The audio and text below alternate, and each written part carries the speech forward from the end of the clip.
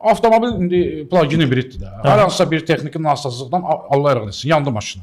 Maşına kart alıb. Bəli. Bu adam ikinci o aldığı maşına o kartı belə deyək, yönləndirmə eləyə bilmirsə, bu adam qaldı işsiz. Vəssalam. Bəli. Bu gözləməlidir 25 minə aşağı düşsün. Düşəndən sonra hələ bu növbəyə düşə biləcək, orada düşə bilməyəcək. Bu çörəksiz qaldı. Ailəsinə çörək para bilməyəcək. Ayna hələ indiyənəcən bu problemi həll eləmir. Elə o adam məsələn taksi fəaliyyətində məşğul olursa, onun üçün bir belə deyək də bir ayrıcalıq yoxdur ki. Yox, elə bir şey yoxdur. Mən video müraciət şəklində də Ruslan bəy bilir, video müraciət şəklində də eləmişəm. Hətta aynadan buna baxıblar. Deyiblər, bəli, düz müraciət eləyir, amma biz buna heç eləyə bilmirik.